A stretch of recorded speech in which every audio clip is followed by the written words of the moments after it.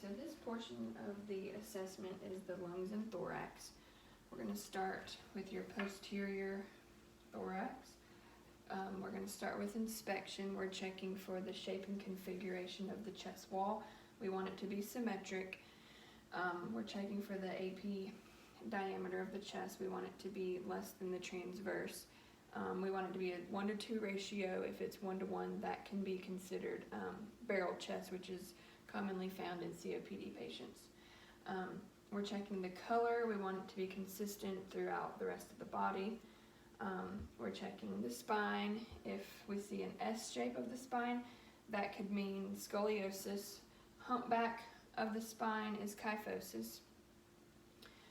We're looking at the rate and depth of the respirations. We want them even and unlabored without the use of accessory muscles. Then we're going to palpate. We're going to put our hands like this and have the patient take a deep breath, and they should come apart equally and then back together. And then we're going to check for tactile fremitus and have the patient say 99, and this is just should just hear or feel vibrations. 99, 99, 99, 99, 99, 99. Okay, then we're going to do percussion next, and this we're listening for resonance. We want it to be a low pitch hollow sound.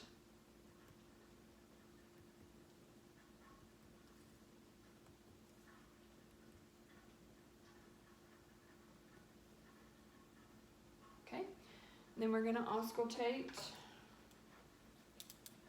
We are listening for any adventitious breath sounds. We want them to be clear bilaterally, but any popping and crackling could mean secretions in the airway, and wheezing could indicate airway constriction. So we're going to listen to all the fields, have the patient take a deep breath, and this is easier heard without a shirt on.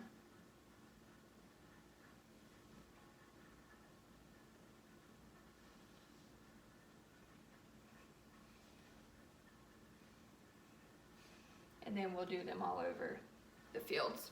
Okay, then we're going to have the patient turn around and we're going to look at the anterior chest.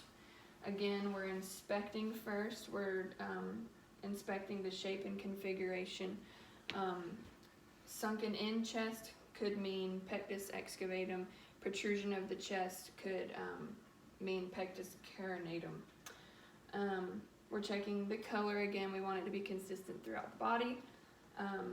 The quality of respirations, we want them to be even, unlabored, without the use of accessory muscles. Then we're going to palpate again. We're going to do the same thing that we did on the back and have them take a deep breath. Okay, and we want the expansion of the chest to be symmetric. Then we're going to do tactile fremitus. Check that and have the patient say 99 again. 99, 99, 99, 99, 99, 99. Okay, then we're going to percuss again. Again, we want to hear a low, hollow sound. Anything on bone can be a dull sound. Okay, then we're going to auscultate. Again, checking for clear lung sounds bilaterally, which they are.